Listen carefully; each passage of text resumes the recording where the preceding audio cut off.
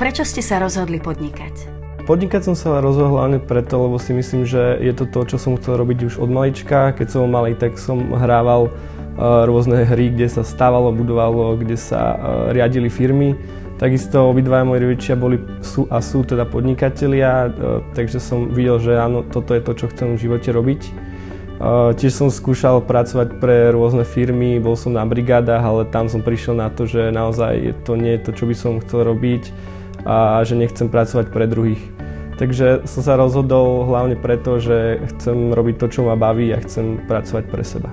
Je možné podľa vás skĺbiť štúdium a podnikanie? A čo by ste odkázali študentom s dobrou podnikateľskou myšlienkou? Podľa mňa podnikanie a štúdium sa dá v pohode skĺbiť dokopy.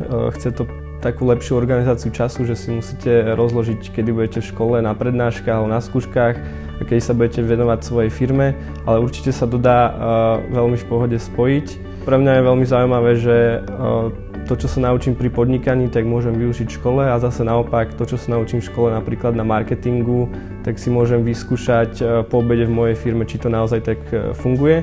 Študentom by som určite odkázal, nech sa neboja začať, pretože vždy je lepšie začať, aj keď to náhodou dobre nedopadne, je to stále lepšie, ako keby ste nezačali vôbec, pretože získate veľmi veľa nových skúseností, ktoré sa napríklad v škole nenaučíte.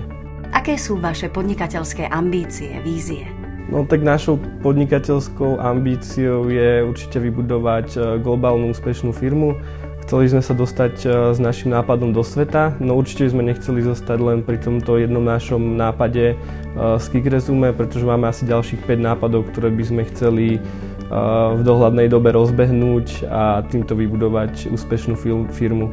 Hlavné je ale, že chceme robiť to, čo nás baví a to, čo vieme robiť, aby bola pri tom sranda.